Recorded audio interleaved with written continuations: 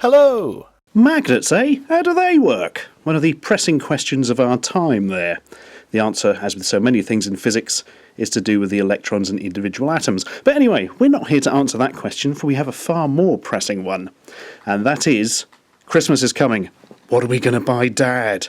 You can't get him socks, because, that's an affront to the whole of humanity. And, well, you need something you can tinker with maybe, something manly, something that isn't massively acidic. And, well, I've discovered a fantastic candidate. Well, by I discovered, I mean somebody sent me an email and said, would you like to review our things? And I said, yes, please. And here they are, the Nanodots. Dun, dun, dun, in some of the most lovely gift packaging ever. Look, it looks like they're floating in the air. If you can suspend disbelief of the plastic in the way, of course. Gift packaging not actually stretching to making things levitate. Right, let's have a look at what it looks like with our eyes. Element 216, it says. No, that's not actually a chemical thing. It basically means there are 216 tiny little spherical magnets in here. Ooh. Right, big old warnings. Don't eat them, you stupid bugger, or it'll rip your guts up. Yeah, we can work that out. And for that reason, ages 14 plus only. 214 pieces, which clearly says 216. Where did I get 214 from? Maybe I've swallowed two. Oh no, I hope not. Right, microbuilders.pedia.com, which is a nice little website where you can see things you can do with them, as in things to make, not, throw them at the postman or something. Nanodots, magnetic microscope, blah, blah, blah, blah. Ooh, what's on the bottom? More warnings. And a sad onion. Gentlemen, we are in flavour country. Right, that be them. They are available in various colours. These are black. There are also gold, normal, one I can't remember, I think, and bright silver. And here's one I opened earlier. See, they come in a nice little bag to keep them. Isn't that sweet? The nice little bag has a sort of faux danger symbol on it to give the impression of excitement.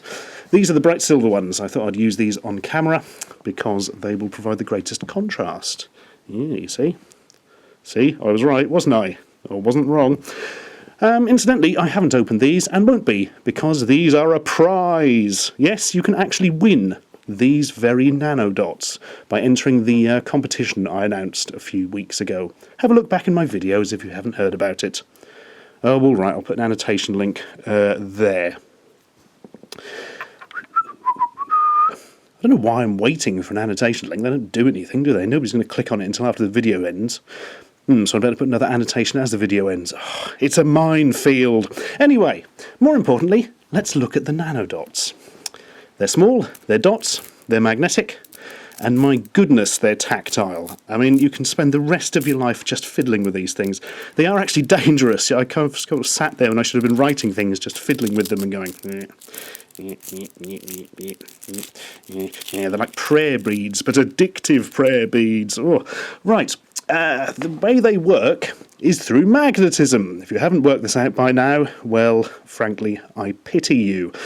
Basically, each of them is fairly highly magnetised. They stick to each other as a result, and due to the rather specific and precise way they've been magnetised, you can do all sorts of interesting things with them.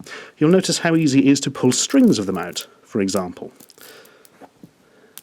Oh, this is far more fun than it looks. It's bizarre. There we are. I give it to people and say it's jewellery and look like a completely mental cheapskate.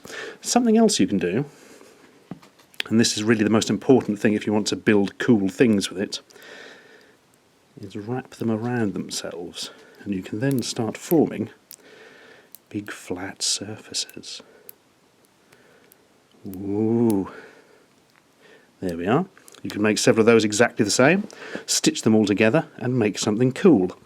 I'd better do that, hadn't I? Okay, I'll go away for a little bit and make something. Back in a mo. So with absolutely zero forward planning, I've managed to create a brand new geometric shape that I'm going to call Ashens Failure.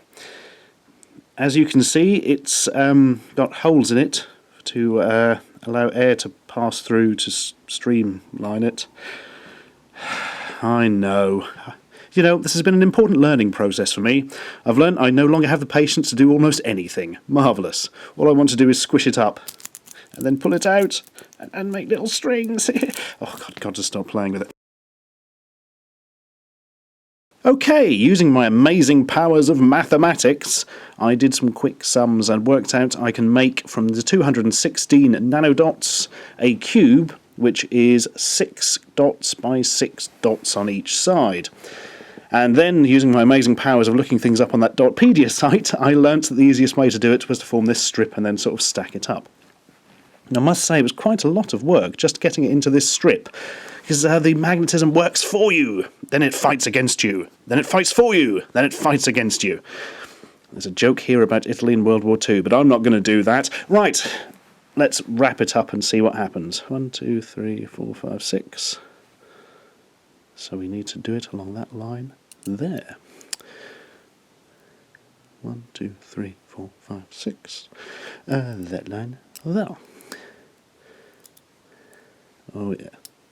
They were right. This is probably a million times easier than the other method. Oh, it's all gone horribly, hideously wrong at the end. Hang on. We've got a disturbingly incorrect end. Oh no, now I've squashed it all.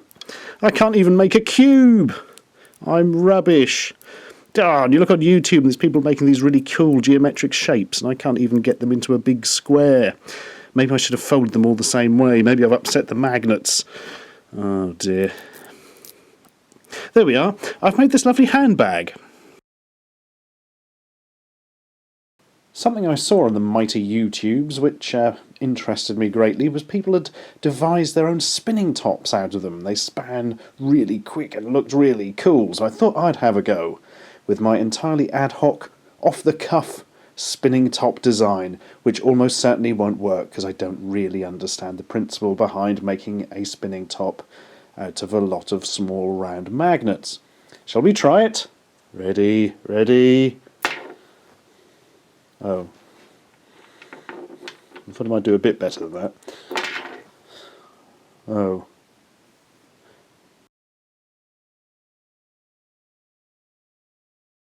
Right, as you have probably realised, this would be one of the finest gifts for Dad you could probably get hold of, especially considering the rather lovely packaging. It sort of screams gift. However, as with all these things, there's a downside, and as often it is, the downside is price. To get 216 of these little marvels mailed out to you in the UK will cost about £35, and that be quite a lot of money. Can you do it on the cheap on eBay, you ask yourself? Well, you'll be pleased to hear that I've actually bought cheap versions of these from eBay before. And frankly, they weren't great. There were 3 major problems with them. Problem 1 was they didn't seem quite as magnetic as these. They didn't have the, didn't have the strength of these. They didn't seem as uniformly magnetic either. Some sort of seemed to attract more than others. That was only a minor problem, though. Second problem was also a minor problem. Turned my fingers black when I touched them. Problem 3 was a major problem. They stopped being really magnetic at all after about 3 days. So yeah, don't try and do this one on the cheap, because you're just going to end up with a load of tat, as you should be used to if you've been watching my videos. So anyway, yeah, monstrously expensive, but there we are, quality costs, I suppose. So search your heart, my friends. Is your father really worth £35 for a single gift? I reckon he is, isn't he? But that's completely irrelevant, because who the hell can afford £35 on a single gift? I mean, if you had that much money, you'd be a cabinet minister.